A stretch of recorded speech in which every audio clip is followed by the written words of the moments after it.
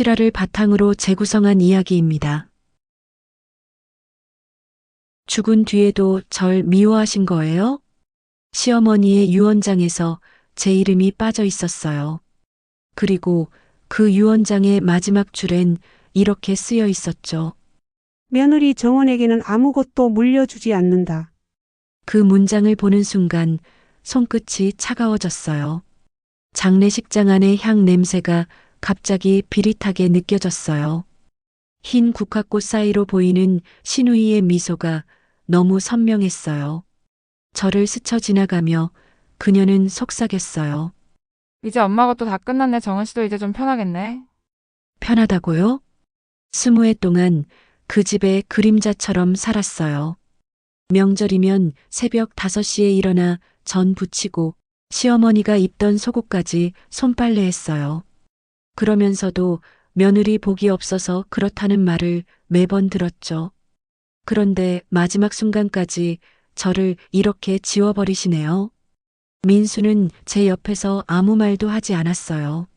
차가운 시선을 들이키며 장례식장 구석에서 서류를 들고만 있었죠. 그 종이 위에 찍힌 붉은 인감이 제 눈앞을 찔렀어요. 그날 죽은 시어머니가 제 인생을 한 번 더 무너뜨렸어요. 하지만 그땐 몰랐어요. 진짜 유언장은 따로 있었다는 걸요. 결혼한 지 20해가 넘었어요. 그 세월 동안 저는 제 이름보다 며느리라는 이름으로 불렸어요. 정은아가 아니라 우리 며느리. 그 말이 처음엔 따뜻하게 들렸지만 언젠가부터 그건 제 존재를 지우는 다른 이름이었어요. 시어머니는 늘 단정하고 냉정한 분이었어요. 남편 민수는 어릴 때부터 어머니의 말에 절대 복종했대요. 결혼 첫날 시어머니가 제 손을 꼭 잡고 말했어요. 우리 집안 여자는 울면 안 돼. 그 말이 축복이 아니라 경고라는 걸 그땐 몰랐어요. 명절마다 저는 새벽부터 일어나 전 부치고 탕 끓이고 다 끝나면 시어머니는 말없이 상을 뒤집듯 검사했어요. 간이 짜다. 이건 기름이 너무 많다. 그 말 한마디에 제 하루가 무너졌어요. 남편은 늘 그랬어요. 엄마가 원래 그래, 그냥 넘어가. 그 말은 언제나 저를 더 작게 만들었어요. 신우이 선영은 겉으론 웃지만 속은 늘 비수였어요. 그래도 오빠가 착해서 다행이지 다른 집 며느리였으면 벌써 나갔을걸. 그 말에 저는 웃었어요. 하지만 속으론 입술을 깨물었죠. 그렇게 웃는 척, 괜찮은 척 하면서 20해를 버텼어요. 그 긴 시간 동안 저는 제 목소리를 잃었어요. 시어머니는 늘 그렇게 말했어요. 며느리는 며느리일 뿐이지 우리 집 사람이 아니야. 그 말은 마치 제게 각인처럼 남았어요. 그분이 아프기 시작한 뒤에도 전 늘 옆에서 간호했어요. 밤새 기침을 하셔도 물 좀 드세요. 한마디 외엔 아무 말도 안 했어요. 하지만 선영 씨는 달랐어요. 한번 찾아와선 사과 한 봉지 놓고 엄마 약 잘 드셔 하곤 금세 갔죠. 그런데 시어머니는 그런 딸을 늘 자랑스러워했어요. 역시 내 딸은 다르다. 그 말을 들을 때마다 제 가슴 어딘가가 쿡 찔렸어요. 남편 민수는 여전히 무심했어요. 엄마가 좀 예민해서 그래. 그 말은 이제 변명이 아니라 회피였어요. 어느 날 시어머니가 제 앞에서 남편에게 말했어요. 민수야, 이 집은 나중에 내 거야. 내 아내는 그냥 내 옆에 있으면 돼. 그 순간 저는 웃었어요. 하지만 그 웃음엔 눈물이 섞여 있었어요. 그날 밤 혼자 울면서 다짐했어요. 그래, 난 결국 이 집에 이름조차 남기지 못하겠구나. 그 뒤로 저는 시어머니의 눈빛이 두려워졌어요. 그분이 부엌에 들어오는 순간 제 숨소리마저 작아졌어요. 아무리 잘해도 칭찬은 없고 실수하면 하루 종일 냉소가 돌아왔죠. 그렇게 제 안엔 서운함이 아니라 서서히 분노가 자라기 시작했어요. 그 분노가 어디로 향할지 그땐 몰랐어요. 하지만 언젠가 반드시 터질 거란 걸 제 마음은 알고 있었어요. 시어머니 장례식이 끝난 날이었어요. 검은 상복을 입은 채 저는 거실 한켠에 멍하니 앉아 있었어요. 향 냄새가 옷에 배었고 마음은 텅 비어 있었죠. 그런데 시누이 선영 씨가 갑자기 서류 봉투 하나를 꺼냈어요. 엄마 유언장 나왔어요. 변호사 통해 정리됐대요. 그 말에 모두의 시선이 모였어요. 남편 민수는 입술을 깨물었고 전숨을 삼켰어요. 서류가 펴졌고 글자가 눈에 들어왔어요. 모든 재산은 장녀 선영과 장남 민수 공동 명의로 한다. 그 밑엔 제 이름이 없었어요. 없었어요. 아무리 다시 읽어도 제 이름은 한 글자도 없었어요. 잠깐만요. 제 이름이 왜 없죠? 제가 묻자 선영 씨가 비웃듯 말했어요. 엄마가 그랬어요. 정은 씨한텐 줄 게 없다고. 순간 제 귀가 멍해졌어요. 20년 동안 밥을 차리고 병을 닦고 시어머니 손을 잡아드렸는데 그 모든 게 이름 한 줄로 지워진 거예요. 그날 제 안에 있던 마지막 인내가 부서졌어요. 그럼 그분한테 제가 뭐였던 거죠? 하녀였나요? 그 말에 아무도 대답하지 않았어요. 민수는 고개를 숙였고 선영 씨는 어깨를 으쓱했어요. 향 냄새가 코를 찔렀고 가슴속에서 무언가 터질 듯 끌어올랐어요. 그날 전 처음으로 복수라는 단어를 마음속에 새겼어요. 죽은 사람의 유언이 제 인생을 불태워버렸으니까요. 그날 밤 혼자 방 안에 앉아 유언장을 다시 읽었어요. 손끝이 떨리고 눈물이 뚝뚝 떨어졌어요. 모든 재산은 선영과 민수 공동 명의로 한다. 그 한 줄이 내 20회를 통째로 부정하는 문장이었어요. 그런데 문득 예전 기억 하나가 떠올랐어요. 시어머니가 병원에 입원하셨을 때였어요.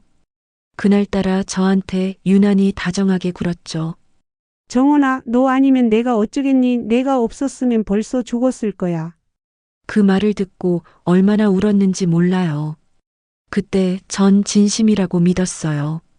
하지만 지금 생각해보면 그건 고마움이 아니라 계산이었어요. 제가 떠나면 자신을 돌봐줄 사람이 없으니 붙잡기 위한 달콤한 말이었겠죠. 그리고 병실 문 밖에서 들은 말이 생각났어요. 선영아, 그 여자가 있으니까 내가 편하지. 그래도 재산은 건드리면 안 돼. 그때는 그냥 흘려들었어요. 하지만 지금 생각하면 이미 그때 모든 게 정해져 있었던 거예요. 그땐 몰랐어요. 그게 계산된 친절일 줄은요.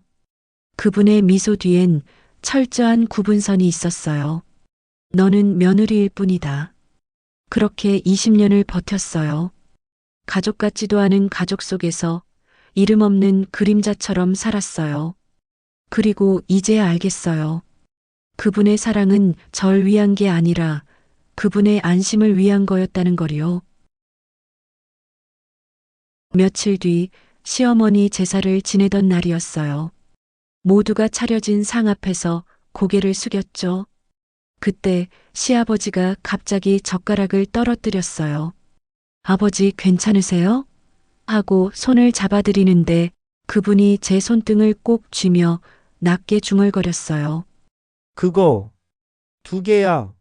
순간 온몸이 얼어붙었어요. 뭐가요, 아버지? 유언장 2개야. 내 시어미가 바꿨어. 그 말을 마치자마자 아버지는 다시 눈을 감으셨죠. 치매라곤 하지만 그 눈빛은 너무 또렷했어요. 그날 밤 저는 잠을 이룰 수가 없었어요. 2개의 유언장. 그 말이 머릿속에서 계속 맴돌았어요. 시어머니가 바꿨다고? 왜? 언제? 어떻게? 모든 장면이 퍼즐처럼 맞춰지기 시작했어요. 그제서야 깨달았어요. 진짜 싸움은 이제부터라는 걸요. 그분이 남긴 건 재산이 아니라 거짓이었어요. 창문 밖으로 불빛이 꺼져가고 새벽이 다가올수록 제 마음은 선명해졌어요. 지금까지는 며느리로서 참았지만 이제부터는 사람으로서 따질 차례였어요. 아버지의 말을 믿는다면 그 진짜 유언장이 어딘가엔 있을 거예요. 찾을 거예요. 그게 제 인생을 돌려줄 유일한 증거니까요. 그날 이후 저는 잠을 거의 자지 못했어요. 머릿속에서 시아버지의 목소리가 계속 들렸어요. 그거 2개야. 그 말이 마치 저를 이끌고 있었어요. 장례가 끝난 지 한 달쯤 됐을 때 저는 용기를 냈어요. 아무도 없는 시어머니의 방으로 들어갔죠. 문을 여는 순간 오래된 향 냄새와 약 냄새가 섞여 코를 찔렀어요. 정갈하게 접힌 수건, 깔끔하게 정리된 서랍. 그분다운 방이었어요. 하지만 어딘가 이상했어요. 사진이 걸려있던 벽에 액자가 하나 빠져 있었어요. 그 자국이 너무 선명했죠. 액자가 사라진 자리 밑을 손끝으로 더듬자 얇은 금속판이 느껴졌어요. 꾹 눌러보니 딸깍 하는 소리와 함께 벽이 조금 열렸어요. 그 안에는 낡은 노트 한 권과 함께 봉투 하나가 들어 있었어요. 조 변호사라는 이름이 적혀 있었어요. 손끝이 떨렸어요. 조 변호사? 그 이름을 들은 적이 있었어요. 시어머니가 돌아가시기 전 자주 찾아오던 사람이었죠. 다음 날 저는 용기를 내서 변호사 사무실로 갔어요. 혹시 어머니 유언장 관련해서 여쭤볼 게 있어서요. 그는 제 얼굴을 보더니 잠시 말이 없었어요. 그리고 낮게 속삭였죠. 그걸 찾으셨군요. 그 순간 모든 게 확신으로 변했어요. 시어머니는 분명 2개의 유언장을 남기셨고 그 진짜 하나는 제 편이었어요. 가슴이 뛰었어요. 20년 동안 눌러왔던 감정이 비로소 방향을 찾은 듯 했어요. 이제 시작이에요. 참지 않고 찾아내고 밝혀내는 제 인생의 첫 싸움이요. 그날 조 변호사는 저를 조용히 회의실로 불렀어요. 하얀 테이블 위에 2개의 봉투가 올려져 있었어요. 하나는 신우이가 낸 공식 유언장, 그리고 다른 하나는 제가 벽 속에서 찾아낸 낡은 봉투였죠. 신우이 선영이 먼저 말을 꺼냈어요. 그건 사본이에요. 진짜는 이미 공개됐잖아요. 그녀의 입꼬리가 빗둘게 올라가 있었어요. 하지만 조 변호사가 봉투를 열며 단호하게 말했어요. 이건 고인의 친필이에요. 필적 감정 결과도 나왔습니다. 그 순간 공기가 멈춘 듯 했어요. 유언장의 첫 줄이 낭독됐습니다. 내 재산의 절반은 며느리 정원에게 준다. 신우이의 얼굴이 하얗게 질렸어요. 남편 민수는 아무 말도 하지 못한 채 고개를 숙였어요. 저는 숨이 막히는 듯 했지만 그저 조용히 말했어요. 이제라도 진심이 밝혀졌네요. 죽은 사람의 마음이 이렇게라도 남았어요. 신우이가 소리쳤어요. 그럴 리 없어. 엄마가 당신을 얼마나 싫어했는데. 저는 그녀의 눈을 똑바로 바라봤어요. 그래요. 싫어하셨어요. 하지만 그건 살아계실 때 얘기고 죽은 뒤엔 진실이 남아요. 그게 바로 이 종이 한 장이에요. 방 안 공기가 갈라졌어요. 조 변호사가 천천히 서류를 정리하며 말했어요. 법적으로 이건 완벽히 유효합니다. 정원 씨, 축하드립니다. 그 말이 끝나자 저는 눈물이 흘렀어요. 분노의 눈물이 아니라 끝내는 사람답게 살 수 있게 된 해방의 눈물이었어요. 이제 됐어요. 이 싸움 여기서 끝낼게요. 그 말을 남기고 회의실을 나왔을 때 밖에 바람이 그렇게 따뜻했던 적은 처음이었어요. 며칠 후 변호사로부터 연락이 왔어요. 법원에서 공식적으로 유언장 효력이 인정됐다는 소식이었어요. 이제 절반은 제 겁니다. 그 말을 스스로 내뱉으면서도 마음 한쪽이 묘하게 허전했어요. 남편 민수는 아무 말이 없었어요. 며칠째 눈을 피했고 식탁 위엔 항상 식은 밥만 남아 있었죠. 미안해, 이런 일까지 될 줄은 몰랐어. 그의 사과는 너무 늦었어요. 이미 제 마음은 떠나 있었거든요. 신우이 선영은 결국 법적 이의 신청을 했지만 결과는 같았어요. 모든 게 명확했고 어머니의 친필은 어떤 말보다 강했어요. 그녀가 저를 향해 소리쳤어요. 그게 다 내 짓이야. 엄마를 팔아서 돈을 얻은 거야. 저는 웃었어요. 아니요. 전 이제 돈이 아니라 평화를 얻은 거예요. 그날 밤 저는 어머니 방에서 마지막으로 서랍을 닫았어요. 낡은 성경책을 다시 제자리에 올려두고 손끝으로 그 표면을 천천히 쓸었어요. 그 위에는 여전히 정은아, 고마웠다는 쪽지가 남아 있었어요. 그게 진짜 어머니의 마지막 마음이었을지도 몰라요. 창밖에서 바람이 불었어요. 커튼이 부드럽게 흔들렸고 저는 그 바람 속에서 어머니의 한숨 같은 온기를 느꼈어요. 20년 동안 제 어깨를 짓눌렀던 멍해가 조용히 풀려나가는 느낌이었어요. 이젠 며느리로 살지 않을 거예요. 누군가의 아내도 누군가의 딸도 아닌 나로 살 거예요.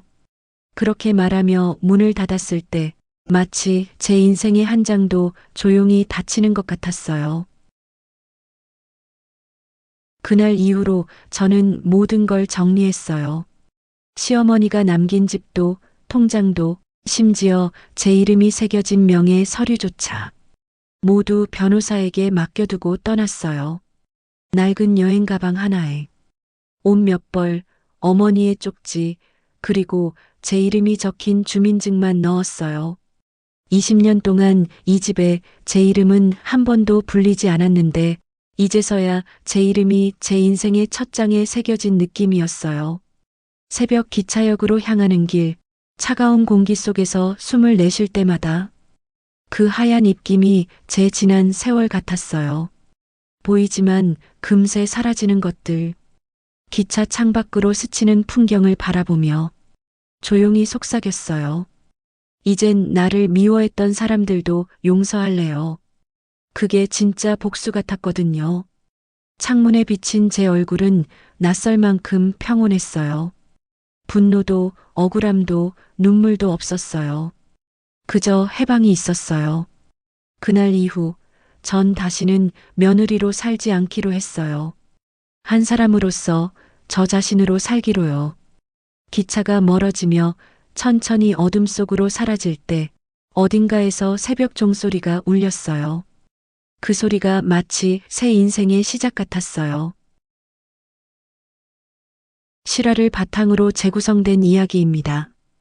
들으시면서 당신이 느낀 감정들을 댓글로 공유해 주세요. 아름다운 당신의 따뜻한 댓글 기다릴게요. 더 재미있고 많은 이야기가 기다리고 있습니다. 구독, 좋아요 부탁드립니다. 늘 감사합니다.